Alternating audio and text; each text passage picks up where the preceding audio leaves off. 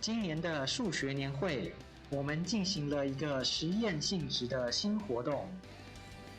我们邀请了全台湾各个学校的新进教授与博士后，提供5分钟短讲的录影。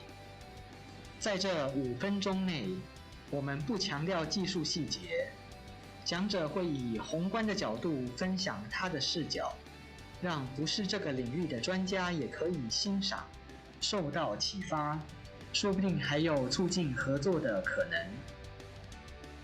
搜寻数学年会，进入主页之后，点选上方的新锐演讲，可以看见所有新锐演讲的影片。点进去后，可以在网页上直接观看影片。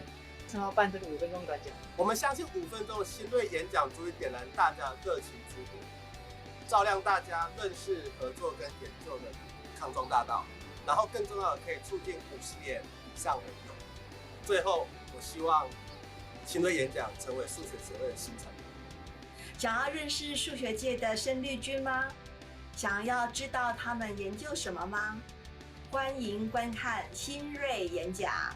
看到这几年有这么优秀的年轻数学家到台湾，相信这个会对台湾数学的发展有很正面的大的影响，期望未来会更好。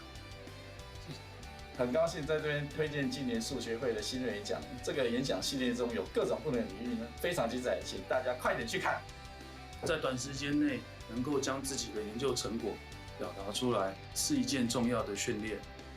从学门的观点来看，通过短讲，审议会成员可以在短时间内对计划申请者的研究概要有一个大方向的掌握，能够使审查更加顺利。因此，希望这个短讲活动能够在未来的年会中持续举办。新锐演讲透过不同背景的数学新生代，展现丰富的学术广度和多样性。影片充满热情、活力、希望，相信会成为数学社群成长茁壮的重要元素。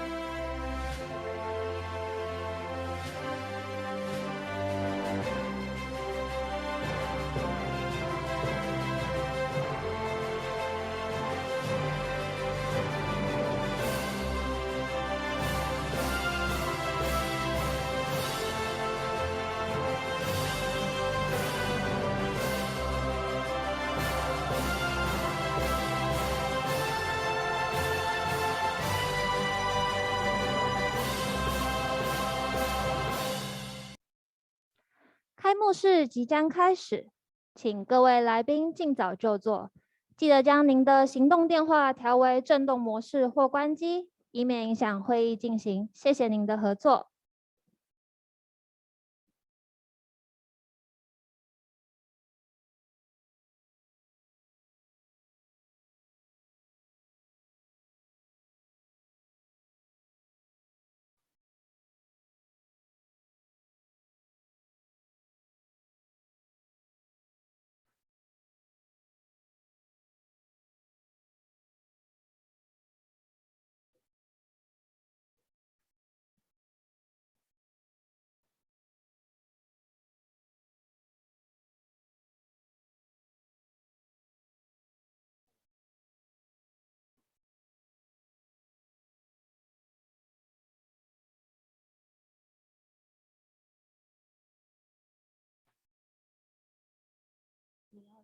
没关系。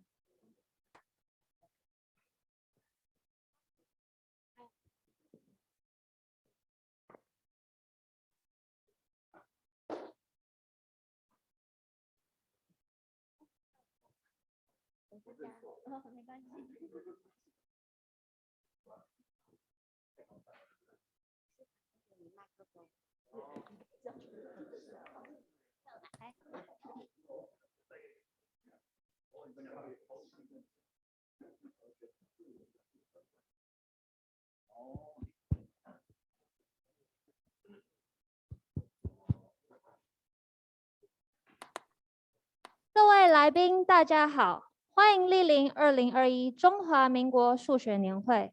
本次大会演讲者 University of Notre Dame 萧美琪教授已上线共同参与开幕式。那么首先，让我们欢迎前届理事长李英英教授上台为我们致辞。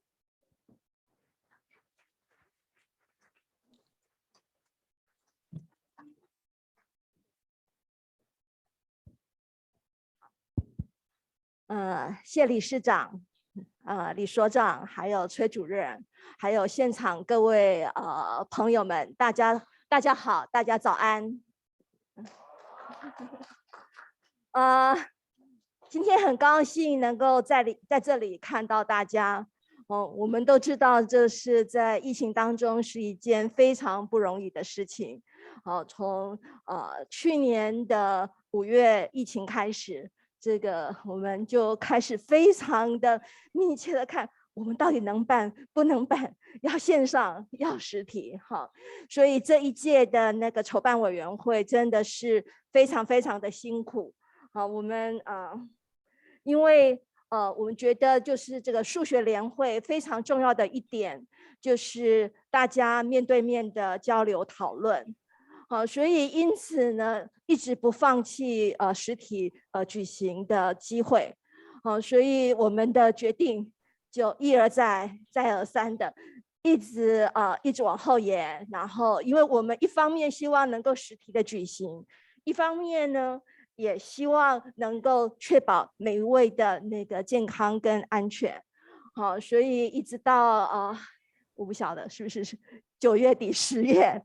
到10月的时候，因为我们的那个疫苗的涵盖率还没那么高，所以我们就只好决定，所以我们决定说，我们还是要实体举行。然后从12月11号延长到今天，没想到前一阵子Omicron又开始了，所以一直到上个礼拜，我们一直都还在看说我们是不是能够实体举行。那同时也做了万全的准备，就是说万一在周末的时候我们发现怎么样情况不可控制的话，要全面改成线上。因此这一次的筹办委员会他们花的功夫不只是2倍，其实我甚至觉得是4倍，因为有一个时间的改变，然后所以所有的我们的场地还有就是我们的晚宴全部重新要调整，还有同时准备实体跟线上。所以首先我想要借这个机会谢谢我们的筹办委员们。首先是我们的召集人这个王志月老师还有我们也是我们现在新任的理事长，然后也是我们筹备委员，所以我们可以无缝接轨。谢明文老师。然后我们还有筹备委员是陈一全，对，陈一全老师在后面，好 ，OK， 还有我们就是全面支援我们那个资讯方面的林玉端老师，好，还有我们的大秘书郭梅玲在后面，我们的行政总监董玉金在叶佑金，对不起，佑金啊，因为在这儿。当然还有数学会的秘书处，我们的前秘书长那个沈俊言老师，还有这个以瞻不知道在哪里，我现在在这都看不到大家。OK， 好，所以俊言我说了，好。对，对不起，刚刚在执新闻，因为没有小抄，就是这个样子，在那边。还有我们的那个筹备委员，还有我们的赖俊如。好，那当然除此之外，就是我们的学术委员，还有我们各个 program 的那个 organizer。然后，因为这个活动还是我们最主要的另外还有一些我们的公共议题论坛，还有女数学人的 gallery， 然后很谢谢大家那我们就是说我刚刚提到，就是数学年会一个非常重要的一点，就是大家齐聚一堂，然后我们的交流讨论。那因为现在的就是说活动。我们现在就是在台湾，我们现在学术活动已经比较多了，所以数学会也一直在想说，我们能够怎么样子，在让对这个数学年会赋予更大的意义，然后更促进彼此的交流。所以这一次呢，真的也非常，我们大家刚刚有看到了一些影片，好，所以也很谢谢这次的筹办委员会。然后我想。就是我们有一个新锐演讲，新锐演讲一共有25位的我们的生力军，然后他们每个人讲5分钟，介绍他们自己的工作，这些影片都在线上。那我们对于这个新锐演讲，真的谢谢这个王召集人，然后戴家园，他是我们这个活动的主要主持人。还有这个赖俊如，来帮我们开启了一个新的活动系列。好，那另外我们这一次的改变呢，同时就是以前每个领域我们有一些邀请演讲，那我们在这一次呢，把这个邀请演讲变成是比较共同的。好，那它可能是横跨不同的领域。好，那所以就是说我们一共邀请了10位。那同时就是说另外有一个韩国数学会的推荐，所以一共有11场的这个一起的除了我们刚有介绍，刚刚影片我们有看到3位大会主讲以外，好，那另外有这个11位的共同演讲。好，所以这也是一个新的尝试，那很希望大家能够提供意见，然后以后能够更好。好，那我们在这次联会同时有这个公共议题论坛。好，从去年我们谈微积分教学，好，然后还有那个大学跟高中的落差。那在这个现在的这个就是资讯还有各个方面 AI 非常重要的时刻，其实我们数学的 community 在 STEM 的角色也非常相当的重要。然后各个系所他们我们也要看看，所以我们也希望能够谈谈怎么样子能够因应这个时代的改变，同时不要丧失我们数学本身的价值。好，那明天的女数学人 Gallery， 那这也是我们去年刚开始成立的工作小组。然后希望能够我们现场好像还不少，还有蛮多这个女数学人的哈。那我们希望能够更促进大家一起的共同的交流哈。那数学会一直希望能够扮演的就是说是把大家都在一起，好，使我们台湾数学界的一个大家庭。在这个大家庭里面，还有就是说，我们可以共同的去面对我们的挑战，然后一起的沟通讨论，一起的努力。所以这个平台非常希望，非常需要大家共同的参与。好，那在过去2年，我也趁这个机会，谢谢大家在过去2年对于数学会的支持。好，那我们做了一些改变，那也有一些本来想做的还没有付诸实行。好，那我们这个就期待我们未来的新理事长。好，那我一直觉得其实累积是非常重要的一件事情。好，怎么样在我们的现有的基础上，就是说一棒接一棒，这个一块砖头叠着一块砖头，那我们一起往前。那很希望就是说需要大家共同的参与跟努力。好，那谢谢大家。好，然后也希望大家也都能够多注意这2天的这个就是我们的防疫措施，然后也保持我们的就是大家的健康跟安全。好，谢谢。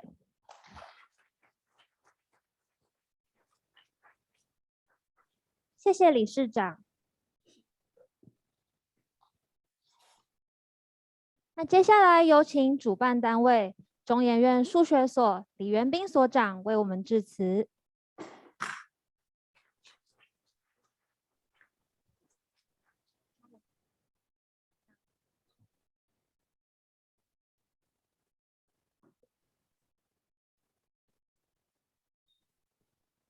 欢迎大家。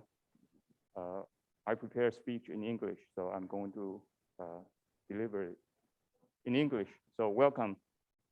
It is my great pleasure to welcome you to the 2021 Taiwanese Mathematical Society Annual Meeting. As you know, the TMS, sorry, oh, closer? Oh, sorry. So as you know, the TMS Annual Meeting has been the biggest mathematical conference in Taiwan for many years, with the goal of promoting mathematical research and education. We at the Institute of Mathematics Academia Sinica are honored to be entrusted with this year's event. And one of the great things about a conference is to learn new things. And with the fantastic program and a list of great speakers on important topics, I trust that we will hear a lot of new things in the next 2 days. Another great thing is to meet new friends. And so here I'm seeing many old friends, and I hope to meet many new ones as well. A meeting cannot be held without the hard work of many individuals. And Li Shi Zhang already mentioned a lot of names, so I want to thank also the scientific committee members chaired by Li Ying herself and Wang Ziyue, He Nanguo, Xia Junxiong, Chen Guanyu, Yang Suyu, Ji Xianminlun. And she already mentioned the local organizing committee members chaired by Wang Ziyue, and who ordered me to give this speech. So, and actually there are many others, as you can see here. They're making this conference possible. So for that, I'm really grateful. Finally, let's be mindful of the pandemic. And so please wear a mask at all times. And if you have to remove them, try to keep a social distance. And let's have a very productive and safe meeting. Thank you very much.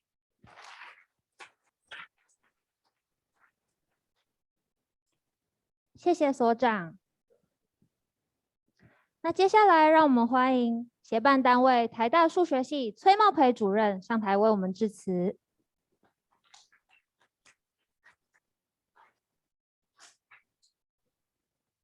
要站哪里？因为刚刚美仪说本来要站那边，不过实验室要站这边。好，我也是这个接受这个王志岳的指示，要上来报告。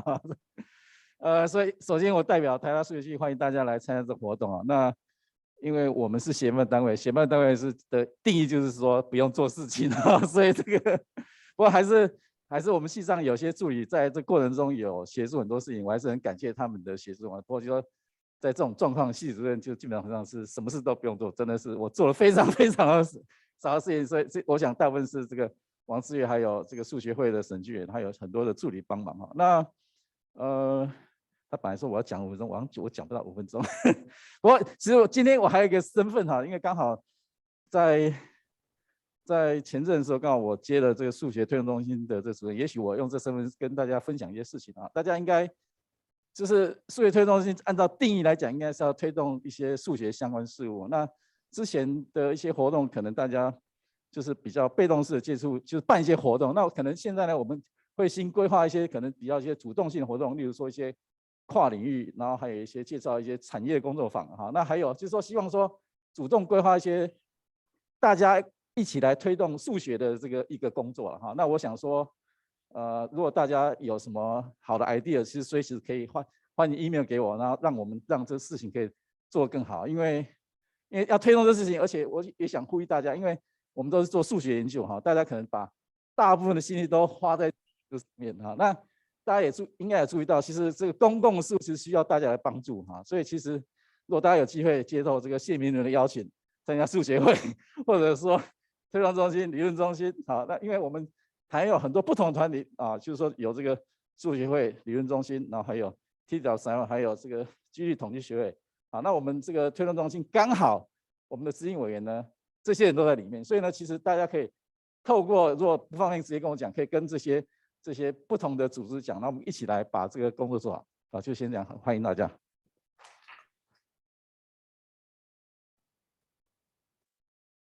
谢谢主任。那最后，让我们欢迎现任理事长谢明伦教授为我们致辞。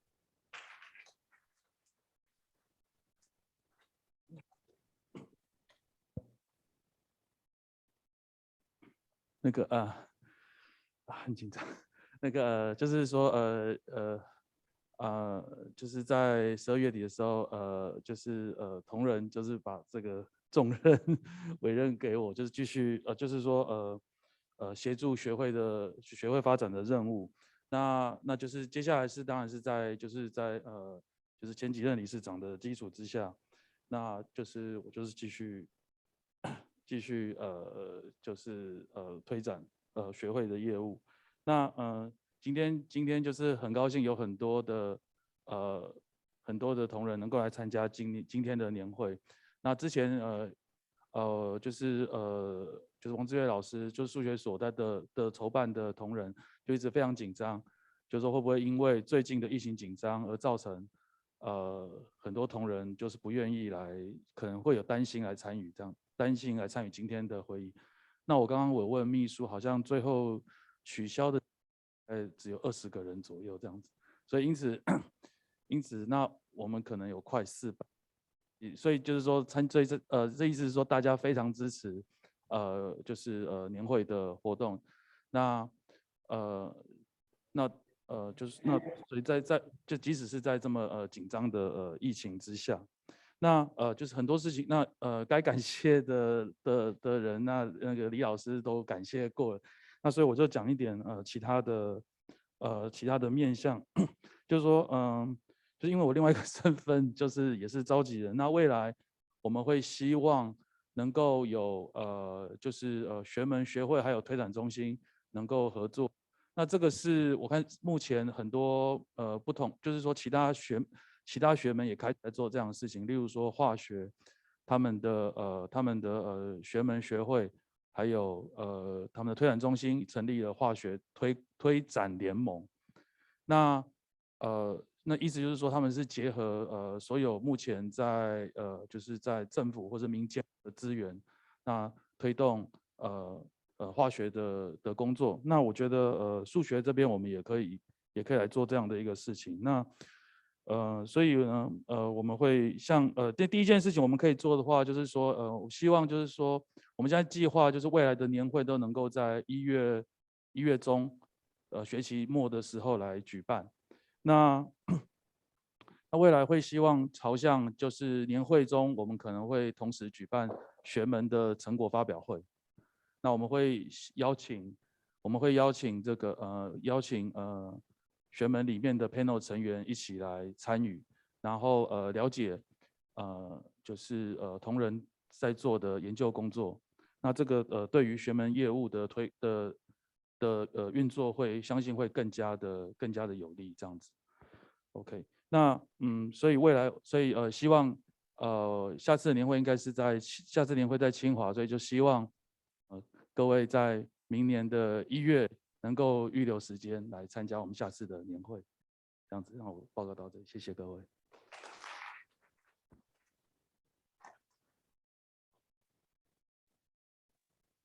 谢谢理事长。那么稍后大会演讲将于10点钟准时开始，谢谢大家。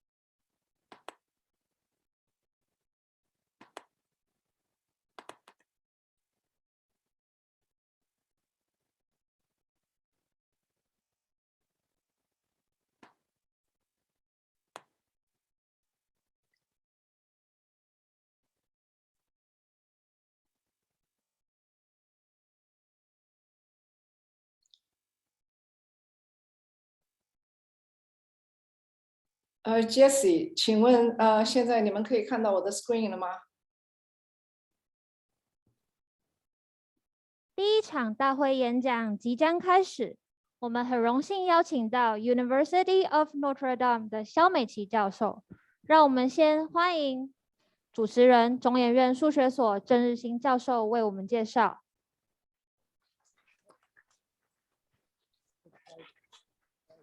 好了，美琪。你听得到吗？你好，日新你好 ，Yeah。因为我们现在现场有我们专业演讲还是用英文进行，对不对？所以，但是提问的时候，也许可以容许，也许学生可以用英文或中文都可以。我都可以 ，Yeah， 我也都可以。请问你现在看到我的 screen 吗？可以看到，可以看到。可以啊，没有问题了。好，我先介绍你一下啊。好。Okay. Yeah, I'm delighted to introduce our first plenary, Mei-Chi Shaw, 萧美琪。Professor Shaw graduated from Taiwan University Department in 1977 and received a PhD degree from Princeton University in 1981 under the direction of the Professor Joe Kong. Her research area is several complex variables and PDE. Starting from 1987, Professor Shaw has been working at the University of Notre Dame. In 2019, she was awarded the Bergman Prize for many contributions to several complex variables, PDE, and Cauchy-Riemann geometry. Today, she is going to tell us the Cauchy-Riemann equations in complex analysis. Let's welcome Professor Mei-Chi Shaw.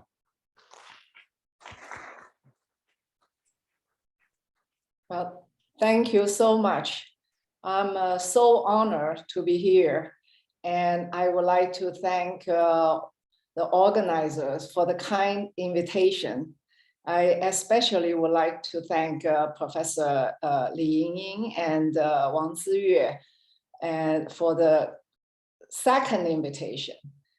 This has been very difficult times for many of us, and I'm so grateful to have this opportunity to talk about the work that I am passionate about, which is the Cauchy-Riemann equations in complex analysis. And let me start from just the problem in one complex variable. So we all know that in one complex variable, a function is holomorphic or analytic if it is satisfies the homogeneous Cauchy-Riemann equation. And this says that the subject of complex analysis is to study such a function, which are solution to the homogeneous Cauchy-Riemann equation. It turns out the inhomogeneous Cauchy-Riemann equation, which is du dz bar is equal to f, if f is not equal to 0, is also important. However, this came in rather late, probably at the beginning of the 20th century, people realized that many of the important problems in one complex variable can be answered if we can solve this inhomogeneous Cauchy-Riemann equation. And the solution to this equation in one variable is very easy. We can simply write down the double integral. U of z is equal, suppose omega is a bounded domain, and f is a nice function, continuous up to the boundary, or just bounded. Then I can define a function u explicitly, and this u will satisfy the inhomogeneous Cauchy-Riemann equation. And u has also satisfied the subnorm estimate. This can be proved easily by the generalized Cauchy-Riemann equation. Or we can also connect it to the fundamental solution, the notion of fundamental solution. That is, if I take E of z is equal to 1 over pi times 1 over z. This is a fundamental solution for the Cauchy-Riemann operator.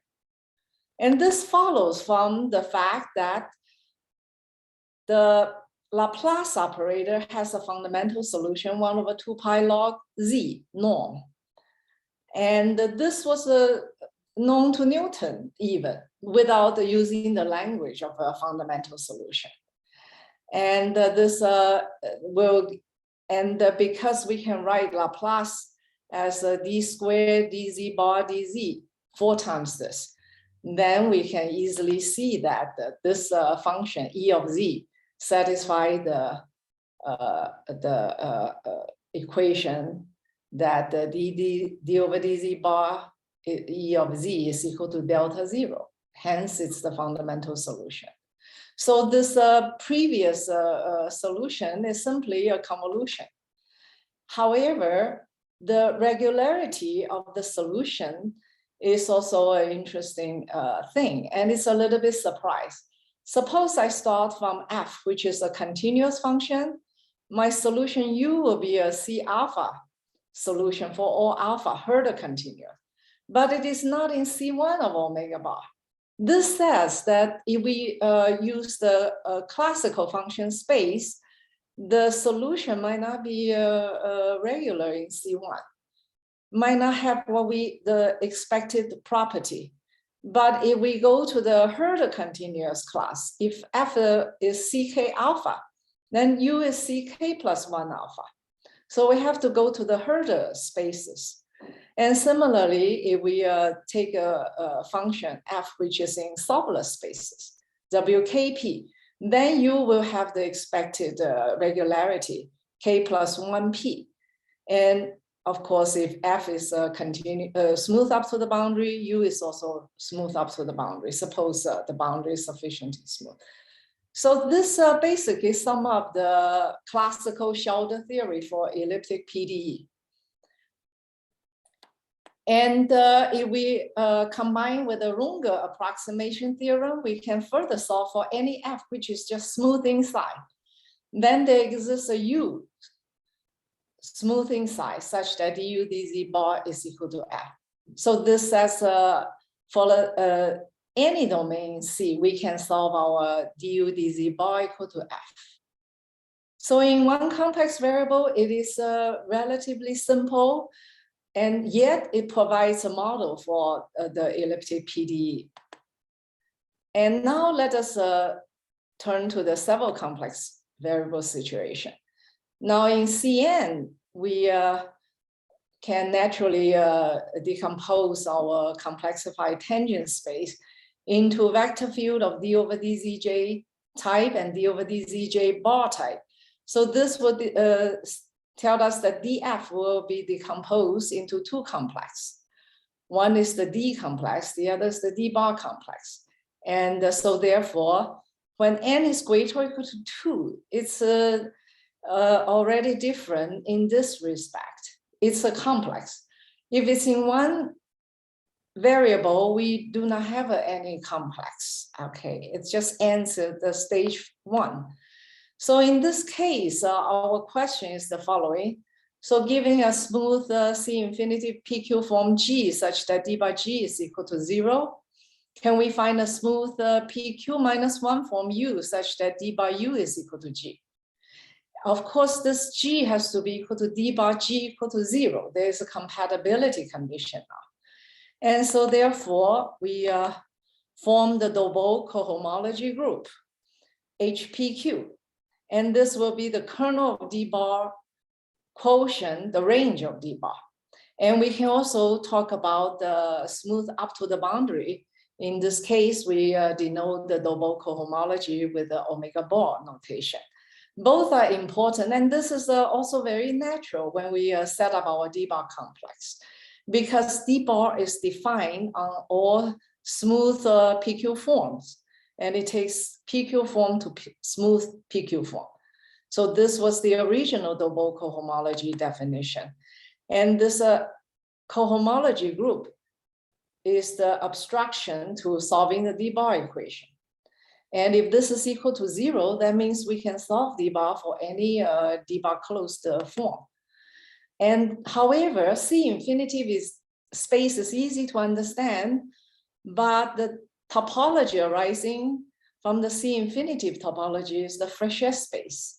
It's a sequence of norms. And so therefore, it's easy to define, but then the topology is more complicated. And the topology is Hausdorff for the quotient, if and only if that the range is closed.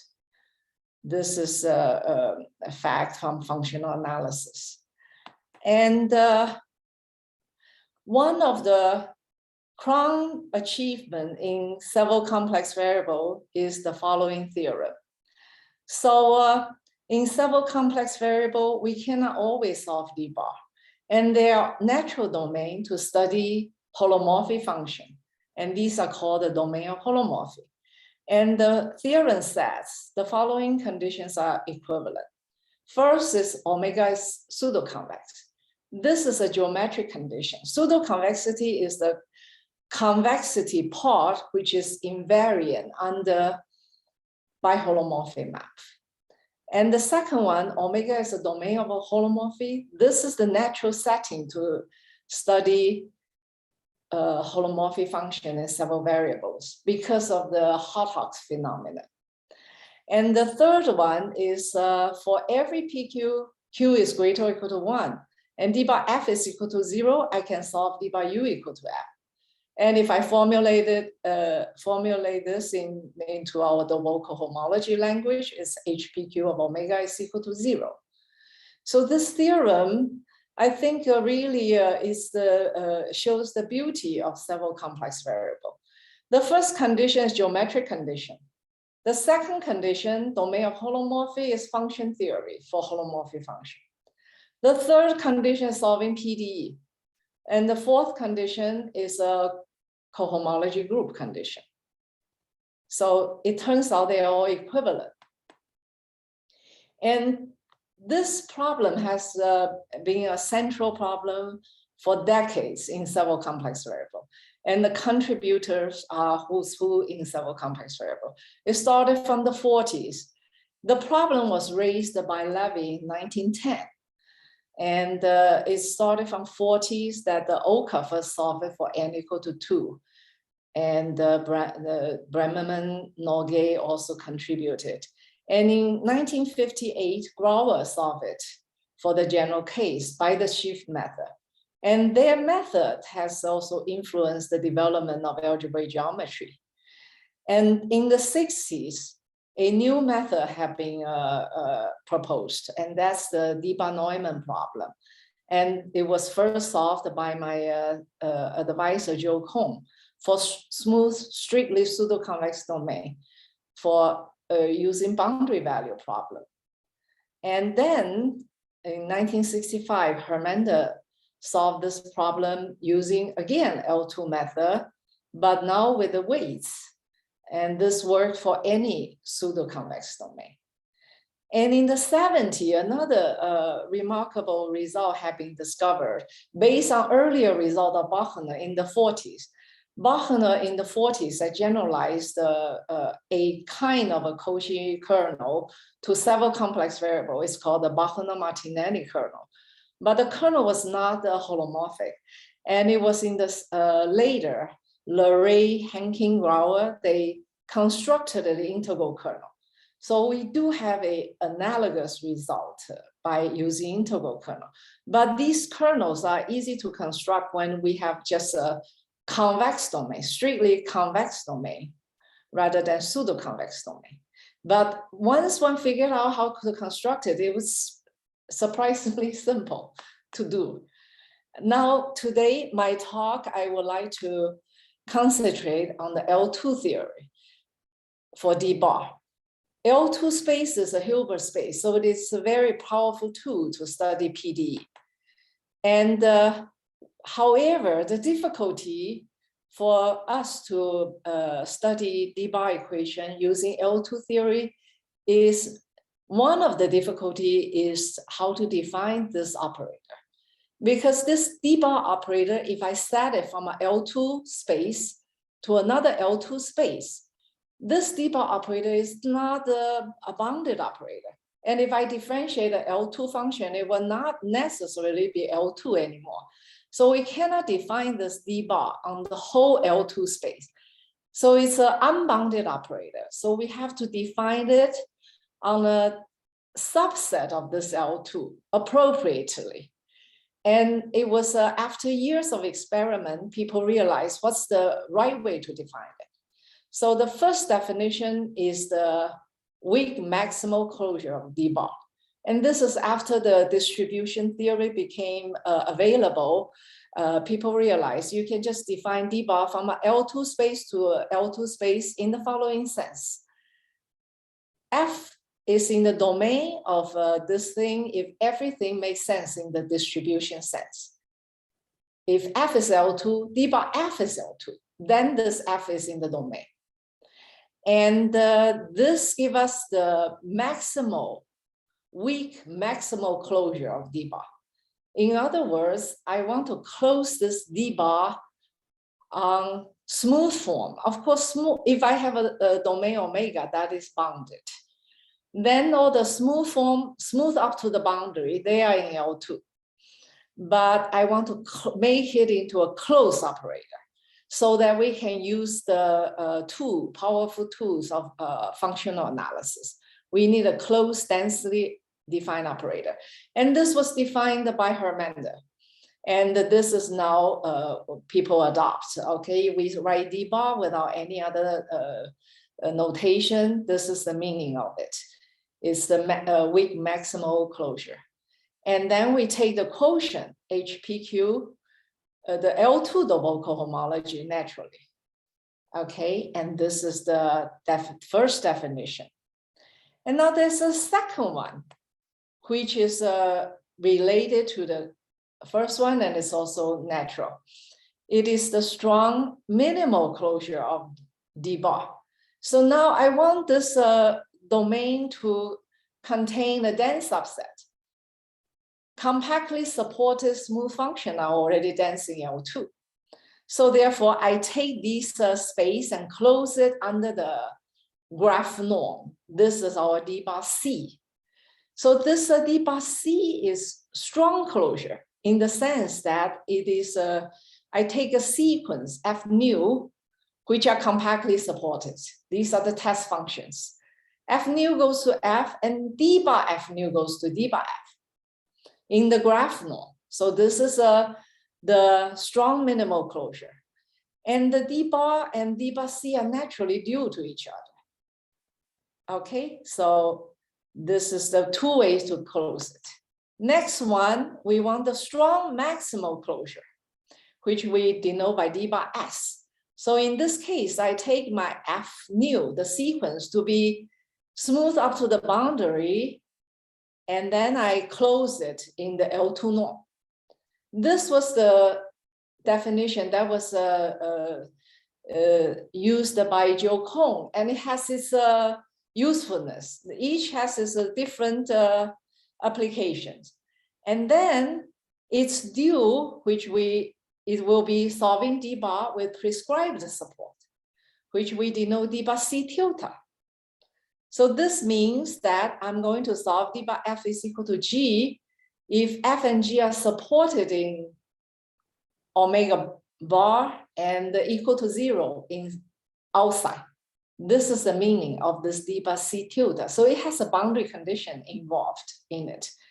And this d bar s and the d bar c tilde are due to each other. And to study d bar problem, we formulate the symmetrization of this operator called the d bar Laplacian, very similar to how we study the Dirac complex. And this is the d bar Laplacian box. And so for d bar or d bar c, we do the same thing. And the important thing is that suppose this range of boxes is closed, then L2PQ form can be decomposed into two components, range of box and the kernel box. This is very similar to the linear algebra. When we have a symmetric matrix from Rn to Rn, then the Rns can be decomposed as the range of the matrix and the kernel of the matrix. And the only difference is that now the range is not necessarily closed. The way we extend our d bar operator as a closed operator, the kernel is always guaranteed to be closed. That is the good thing. And the kernel is called the harmonic PQ forms. And the consequence of this closed range property is that we have the Hodge theorem. The L2 double cohomology group is isomorphic to the harmonic form. So this cohomology group, which is more abstract, while harmonic forms are very concrete. And all we need is to show closed range property for this d bar, or box. Equivalent is the closed range property for box, and that's equivalent to the closed range property for d bar for 2 consecutive degrees. And then we will have an inverse operator for this box, which is called the d bar Neumann operator. And this allows us to solve the d bar problem also with a canonical solution. And this canonical solution is the solution with at least the L2 norm. And this solves the d bar problem. And this is the idea of how to solve our d bar equation using the d bar Neumann problem. Now, I would like to emphasize, why do we spend so much time defining these various ways to close our operators? Because it will, once we have these all these ideas clarified, we will have many good consequences. First, as I already said, d bar and d bar c are due to each other. D bar s and d bar c tilde are due to each other.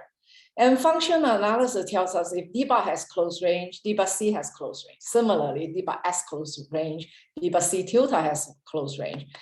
And Hermander, in his famous L2 paper, has already shown us that if the boundary is sufficiently smooth, like Lipschitz, then d bar is equal to d bar s. And the d bar c is equal to d bar c tilde. So with all this, if we have a Lipschitz boundary, then they can be interchanged depending on your application. And I also want to mention that another simplification is the Serre duality. Serre duality originally was formulated in the C-infinity Frechet topology, and it's still. However, if we formulate everything in this L2 space, and we identify clearly which one is due to what, then the Serre duality basically follows from this simple observation. Let star be the Hodge star operator from L2 PQ form to L2 M minus P, M minus Q form. Of course, usually the star is referred to from the classical C-infinity way, C-infinity forms, but they naturally extend to L2 forms. Then the way we formulate our L2 theory and L2 space is self-dual. So this star and the box C and star, they commute. So once we have this, Serre duality follows directly, because if we have close range, then this HPQL2 is isomorphic to the harmonic PQ form. And this star operator tells us it's isomorphic to the M minus P, M minus Q, L2 form with compact support. And so it all follows from our duality here. There's a typo here. This should be a script H here. Okay, the last H here. So the proof is one line, basically. So that's why we spend time to clarify this duality. And I myself and many other people too, we have used these things, you know, in many, many earlier work. However, it was not clarified until about 10 years ago, Chuck Barty and I and Christine Laurent and I finally realized what we have used basically is this fact that the star and this box, they commute here. So this greatly simplified many of the earlier work. And now let me review the important L2 theory in CN. The first important result is due to Hermander. He showed that the omega is, if omega is a bounded pseudo-convex domain in CN, then the L2 Dovol homology vanishes for all Q greater than 0. And the converse of this is also true, by the way, if omega has a sufficiently smooth boundary, like Lipschitz boundary. And the other important result is the boundary regularity. So in this case, if omega is a bounded pseudo-convex domain with smooth boundary, now the difference is we require that we need sufficiently smooth boundary. Then we have the Dovol homology group with the Sobolev coefficient vanishes for all S.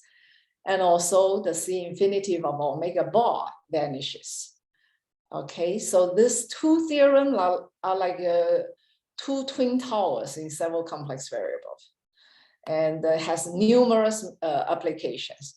And the proof of this two theorem, I really would like to emphasize, it actually, the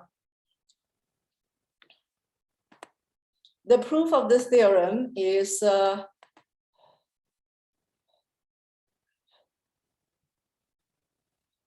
really simple.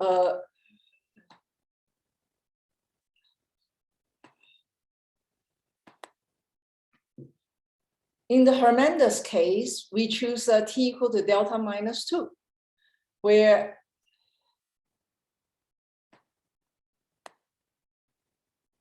and then we will have this basic estimate, which is f norm square is bounded by this constant, which is E delta square over Q d bar f square plus d bar f star f square. This is the divergence form of box FF. And this is the Poincare inequality in several complex variables. And the way Hermander did it is first he chose the T and then he got rid of the T. And we got this inequality. It's not proved directly. And compared to the Poincare inequality, okay, if F has compact support, or if F is in W10, then the usual Poincare inequality is F is bounded by some 4 times delta square gradient F square. So The Poincare inequality gave us the solution to the Dirichlet problem, which also corresponds to the Debye-Neumann problem when Q is at the top degree, Q equal to N.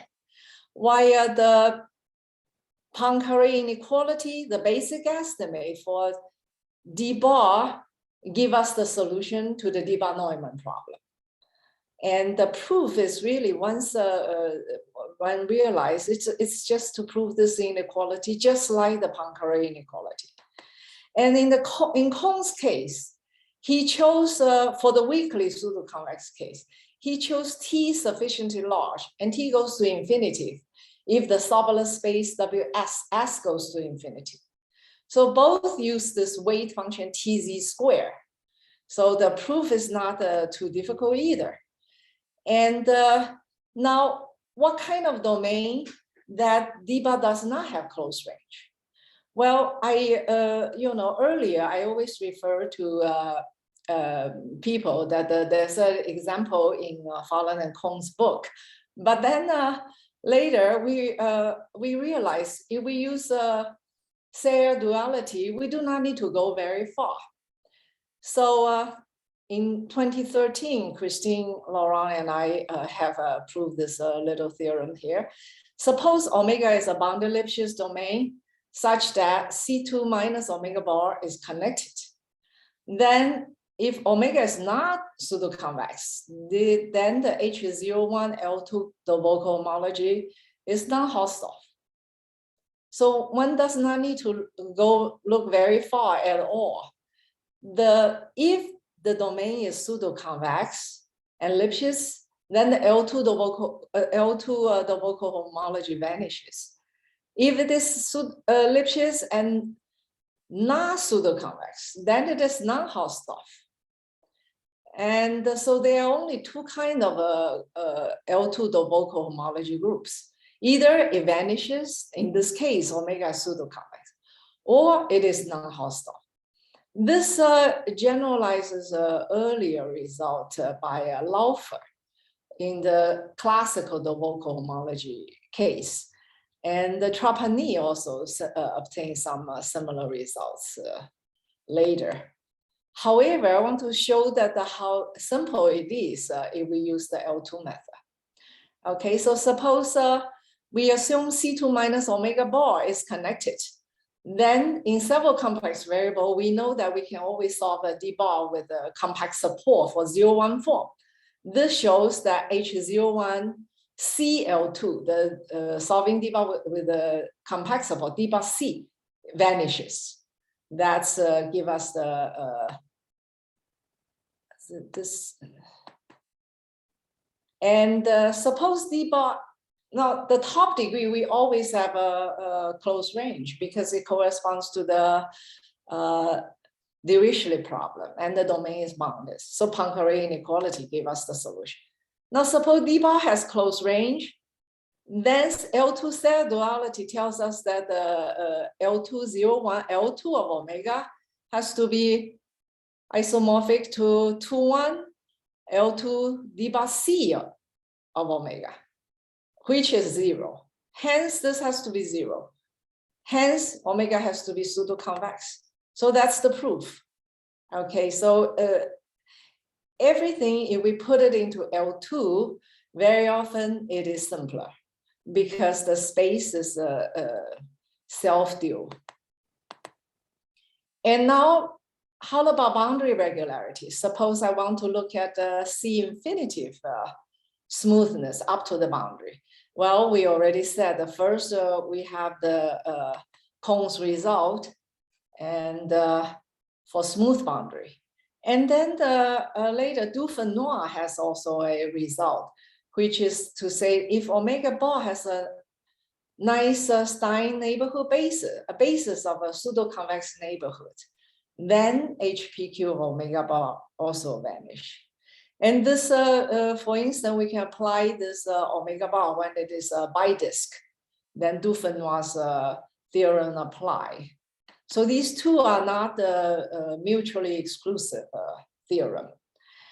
And one of the major open problem for D bar for pseudo-convex domain. Cn is suppose just omega is a bounded pseudo-convex domain Cn with Lipschitz boundary. Can we have the boundary regularity for d bar? This is still unknown, largely unknown, except the two results that we have here. And then an examples of a pseudo-convex domain without Stein neighborhood basis are like the Dietrich-Forness-Worm domain or the Hartogs triangle. Now, today, let me concentrate on the Hartogs triangle, which is an important example in several complex variables. So let T be the Hartogs triangle in C2. And it's defined by Z norm is less than W norm is less than 1. Then this T is a pseudo-convex domain, but this T has a singularity at 0 at the origin, which is not Lipschitz. And that makes this Hartogs triangle interesting and more difficult to study too. And T is pseudo-convex, so therefore Hermander theory tells us the L2 double cohomology vanishes. And it does not have a Stein neighborhood basis because any neighborhood, Hartogs already observed, any neighborhood of T bar, it already a pseudo-convex domain that contains T bar already contains bidisks. So therefore it does not have Stein neighborhood basis. And recently, in a joint work with Bouchard, Flynn, and Liu, we just settled this question, whether D bar is equal to D bar S. It turns out they are equal, but with much work. And also this T is a Sobolev extension domain. We know that every Lipschitz domain is a Sobolev extension domain by the theorem of Calderon-Stein. But T turns out also is an extension domain, which is we didn't know earlier, but finally the four of us were able to settle it. And one of the earlier result due to Sibony is that he showed that for this T, we cannot solve D bar C infinity smooth up to the boundary. And this is the first example, and no Lipschitz domain that this we know. That's why it's still an open question. And next, I would like to discuss D bar problem on complex manifold. Suppose X is a complex manifold, and suppose this complex manifold is a Stein manifold. Well, Stein manifold basically one can realize it as a closed subspace of Cn. So the property is very similar if we are looking at Stein manifold. So in particular, if X is a Stein manifold, all the double cohomology vanishes. And suppose this X complex manifold is a compact complex manifold, then again it is relatively easy. Then all the cohomologies are finite dimensional, which is easy too. Now the question is, suppose I have a domain in a complex manifold, which is not Stein. So in general, which are a large class of these domain are a domain in a compact complex manifold. And it turns out in a complex manifold, pseudo-convexity alone is not enough to guarantee that the double cohomology is Hausdorff. There is an example by Malgrange. He showed that based on an earlier example of a Grauert, that one can split two torus. The two torus example of Grauert can be split into two pseudo-convex domains, but each one is not holomorphically convex, hence it's not Stein.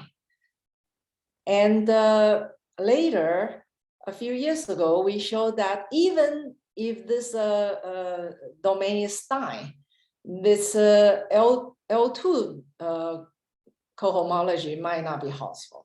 So in other words, in complex manifold, all these cohomology, they might be different. Unlike the case in for pseudo-convex domain in Cn, they are all the same. They are all vanishing. So in complex manifolds, we have all sorts of possibilities. So next, let me concentrate on the Cauchy-Riemann equation in the complex projective space. Complex projective space is an important model in many areas, like algebraic geometry or topology. And it's also important in several complex variables. So earlier result by Takeyoshi shows, suppose omega is a proper subdomain pseudo-convex, then this omega is Stein. So therefore, in particular, we have any omega pseudo-convex domain CPN, we still have the vanishing of the local homology group. And in CPN, one of the advantages we can take is that there's a curvature term. CPN under the Fubini, I'm sorry, I forgot to write. CPN always equipped with a Fubini-Studi metric. Okay, then we derive the Bochner-Kodaira-Maury-Kohn formula. So d bar u norm plus d bar star u norm, this divergence form here, we have a nice equality here. The first term is the gradient bar or the bar gradient norm. The second term, theta, is the curvature term. The last term is the boundary term. And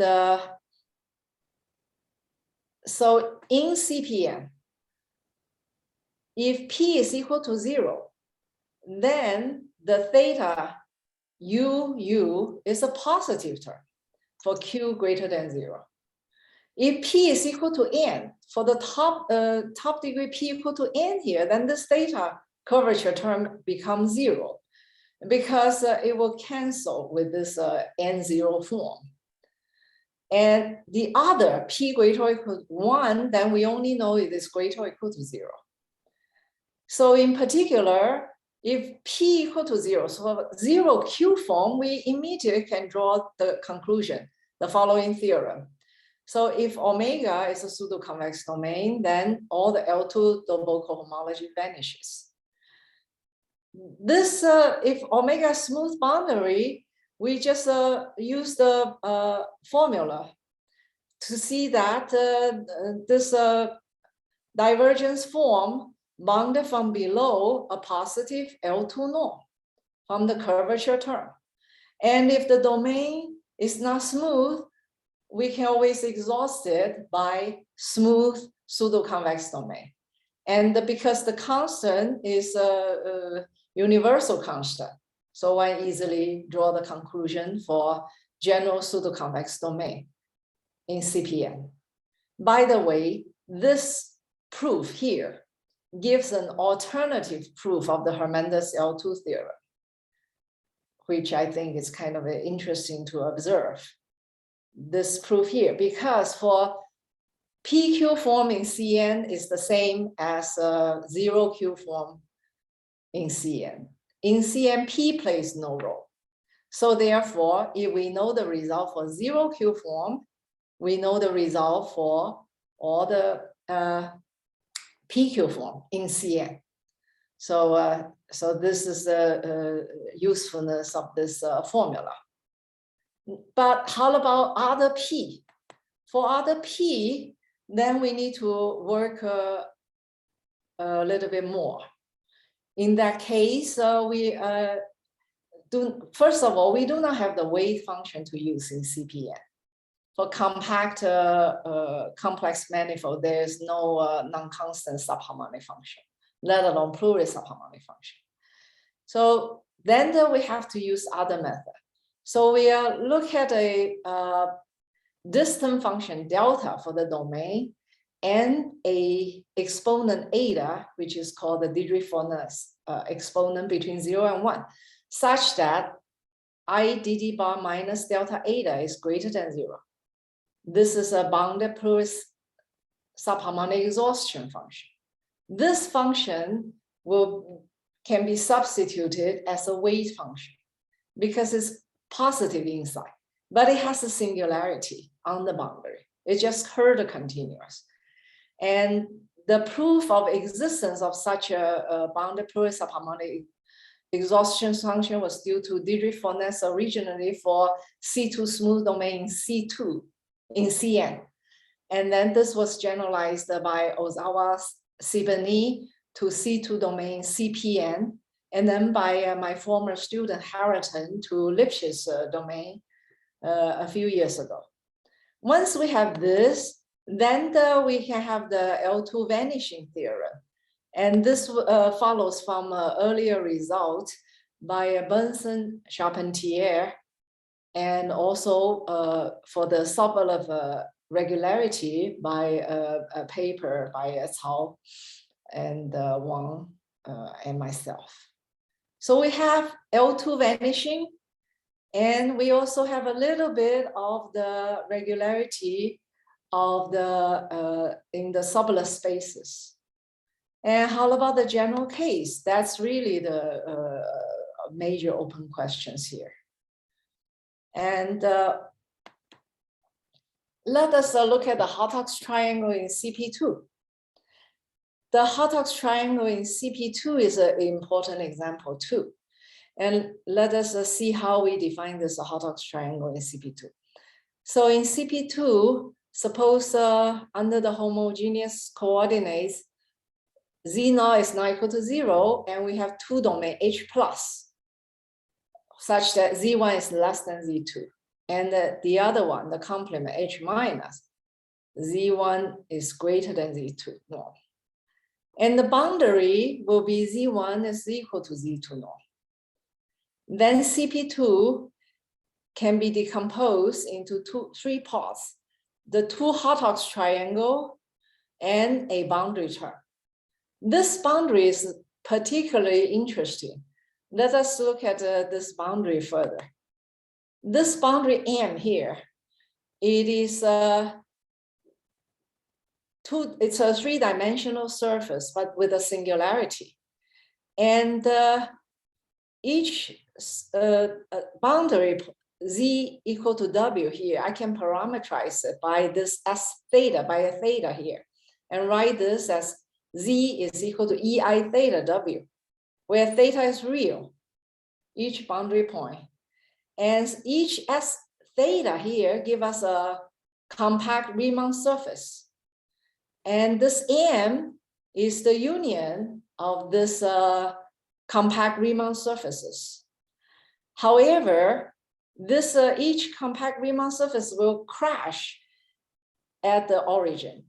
So therefore, we have a singularity at origin. At all the other places, it is foliated by these compact Riemann surfaces, except at the origin. So this gives us a Levy-flat hypersurface, but with a singularity. And people in topology or foliation theory are very interested in knowing if they are smooth Levy-flat hypersurfaces in C2. And here, this surface has a singularity. But because both H plus and H minus, these two Hartogs triangle are pseudo-convex, we can say that this boundary is a Levy-flat hypersurface in the sense it's not foliated at the origin. So it's not the usual sense. But in the sense that this M will split CP2 into two pseudo-convex domains. And and that is why these Hartogs triangles are even more interested in CP2 setting. And recently, a few years ago, Christine, Laurent, and I have studied this D bar S. And it turns out, if we study this D bar S, then this D bar S does not have closed range for 2-1 form, in 2-1 form. 0-1, we have vanishing, but if we take P equal to 2, it does not have closed range. It's infinite dimensional. And this proof is again by L2 cell duality. and looking at the solving D-bar with compact support. And now, let me just mention there are numerous open questions in this regard. Well, recently we just decided D-bar is equal to D-bar S. So therefore, this L2 Doboko homology is infinite dimensional also. But is it Hausdorff? We don't know. And how about the 1-1 form? We also don't know. And furthermore, I think the more important question in this area is for us to understand the boundary regularity for D-bar in Sobolev spaces, especially in Sobolev W1 space. Why W1 is important? If we know this, the Sobolev W1 Doboko homology space vanish, then we can conclude that there does not exist a smooth Levi-Flat hypersurfaces. And well, if W1 is too much to ask, we would like to ask a little bit less. How about W1 half? Well, we also don't know. And if we know this, we can conclude that D-bar B has close range, which is interesting to know too.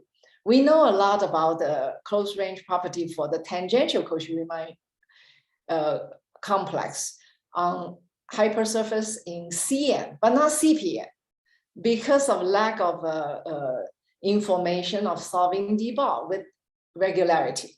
W1 half will do. And lastly, of course, we would like to know boundary regularity. And well, we have been working on this problem for many years, and sometimes we are very frustrated. And however, I'm happy to say I'm not tired of it yet. And I hope we can entice more young people to study this problem in the future. And lastly, I would like to thank all the organizers for the tremendous efforts that you have put to make this conference possible. The past 2 years have been such a difficult time for everybody, and I am so grateful to be given a second chance to discuss mathematics with you all. I wish I could have been there in person, but I thank you from the bottom of my heart. Thank you, and Happy New Year to you all.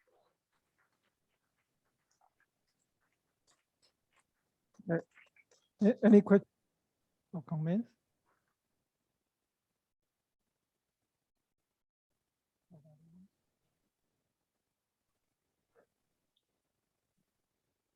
So hello. So when you say a Doboko homology is not Hausdorff, what topology do you put on the vector space so that certain solutions, non-zero solutions, cannot be separated from zero?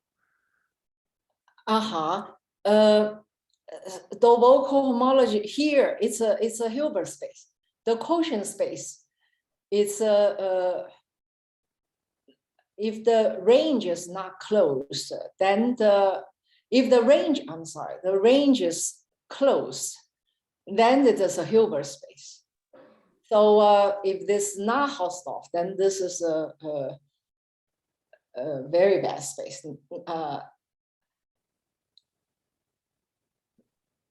So in general, there's almost not much one can do if it is not Hausdorff. I remember when I was a student at National Taiwan University, and we studied those topological spaces. And I said, when would I ever use this notion that space is non-Hausdorff? Because it seems to me every space is like an Rn or Hilbert space.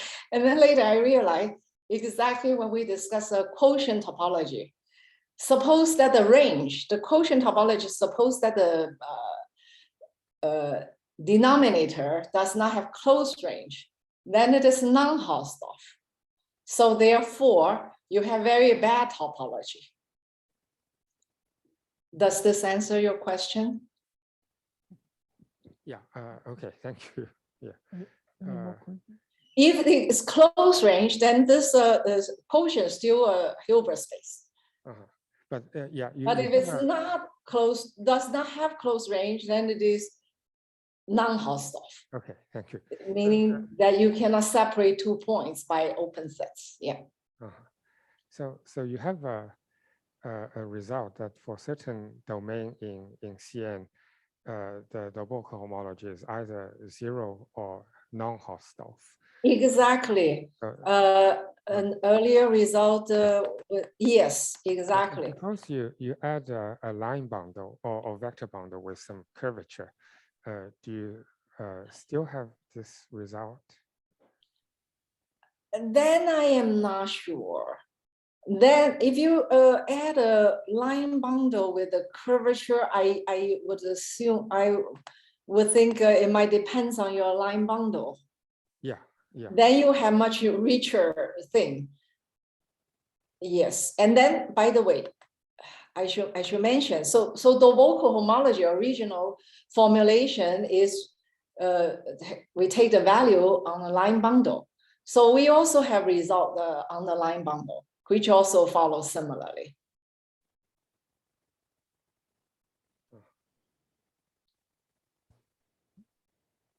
But at the very end, you talk about CPN, but there are also other more general toric varieties with similar triangular regions.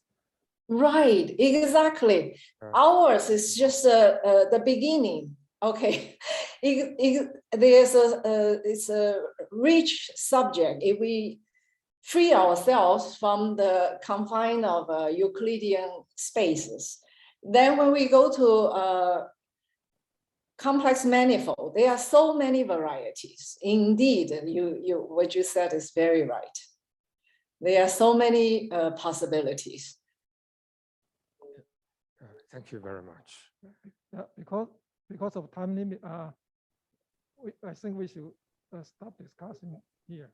So let's thank the speaker, Professor Mei-Chi Shaw, for impressive lecture. Thank you so much for coming.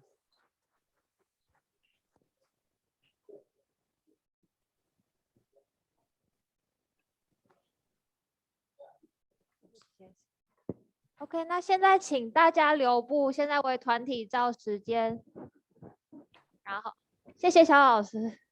谢谢。再见。在其同步转播的来宾移至1楼国际会的团体照。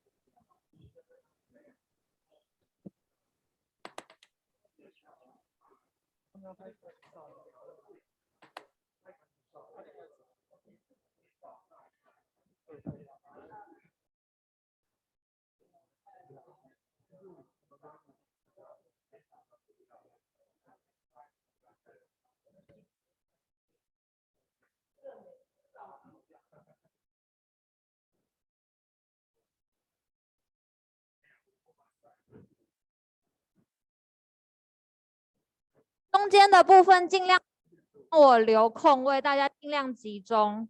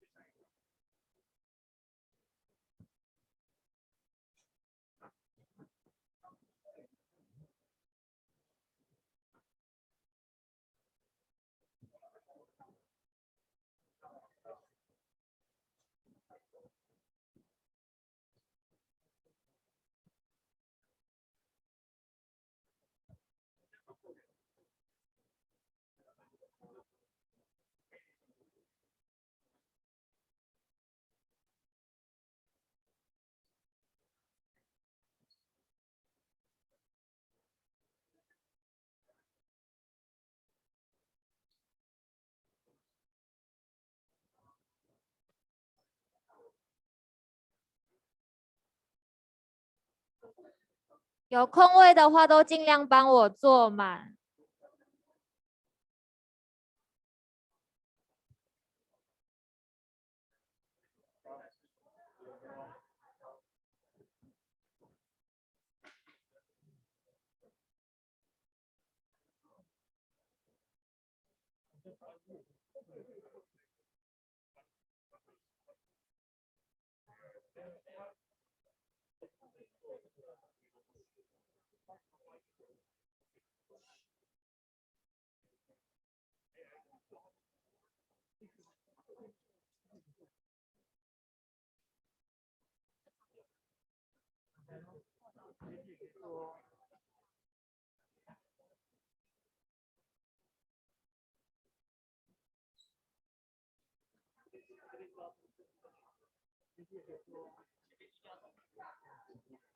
前面还有位置，大家可以往前，然后位置尽量都帮我坐满。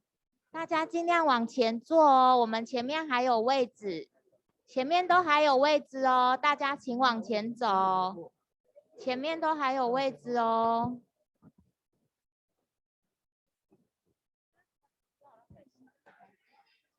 那也可以站或坐，对。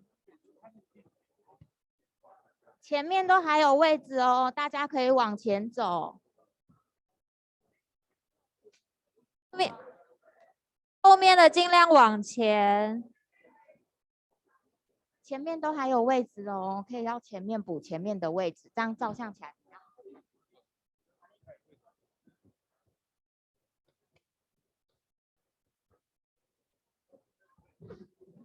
那个后面左手边如果有比较挤的话，可以往移动，可以帮我往右手边移动。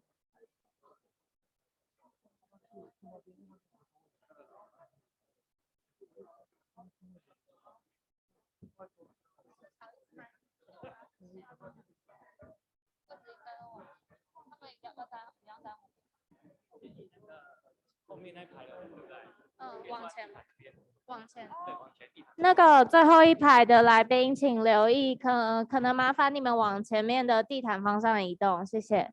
那个最后一排的来宾，站着的来宾，麻烦请你们往前面的毯子方向移动，因为这样摄影机可能比较照不到。对，那阶梯可以，阶梯可以，阶梯可以吗？阶梯可以。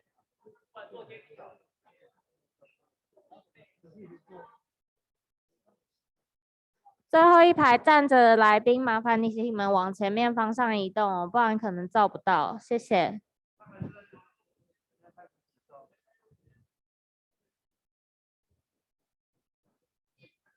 后面进来的，请尽量帮我往前移动。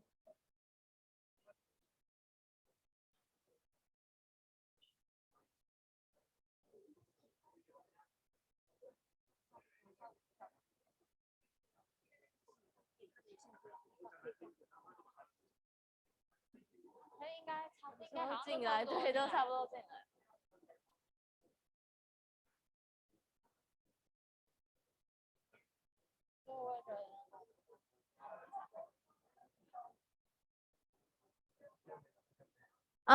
后面进来的来宾，麻烦请你帮我往前面方向移动哦，谢谢。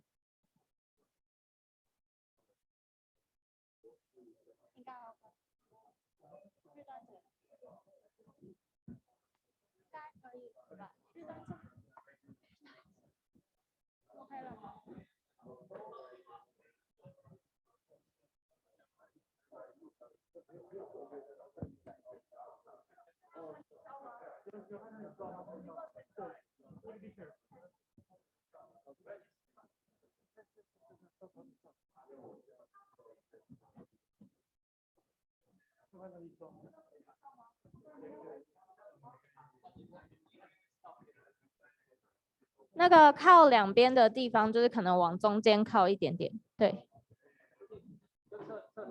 就有点侧身这样。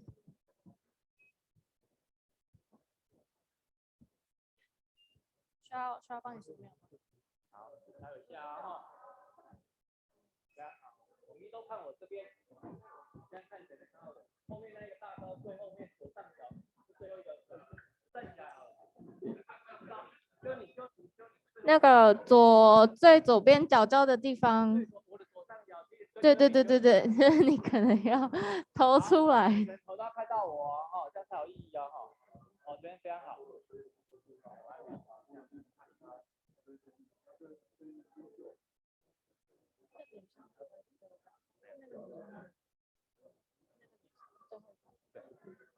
后面的那个站起来，最后一排。就是左后方，就是可能站起来一点点，对，因为好像整个被挡住了，这样可能只有半脸，所以可能要起来一点点。这边可以帮我大家清一下，这边很清楚。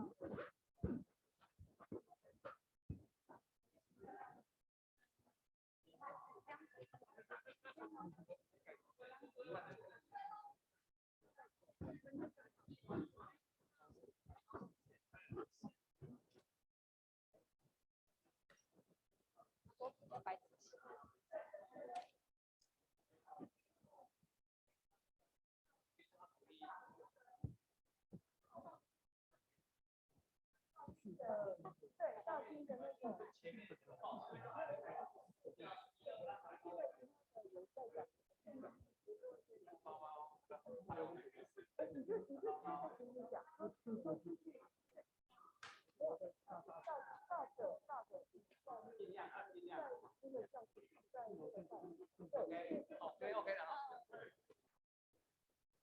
那同意有你帮我。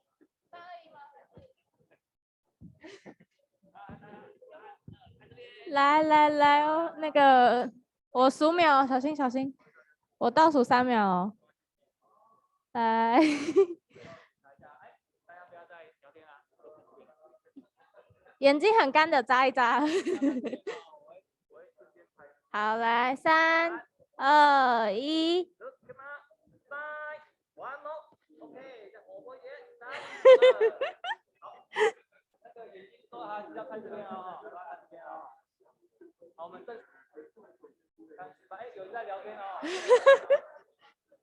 不好意思，那个人在聊天哦，不好意思，不好意思啊，大家真的认真看是吗？好，这是比较有意义。好 ，OK， 我们带一张正式版的哈 ，OK。3、2、1。OK， one more。3、2、1。OK， 3、2、1。OK。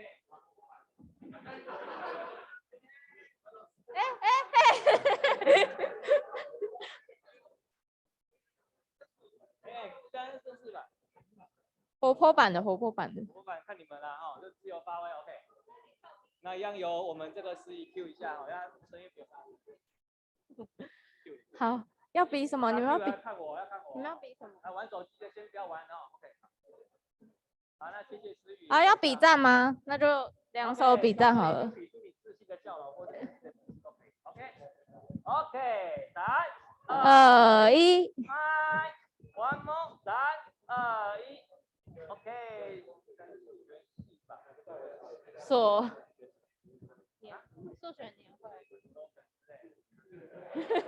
好了，新年快乐，看这边，新年快乐。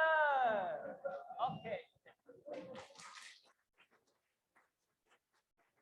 好，现在开始至11点25为茶叙时间，1楼大厅备有茶点，欢迎各位来宾自行取用，谢谢。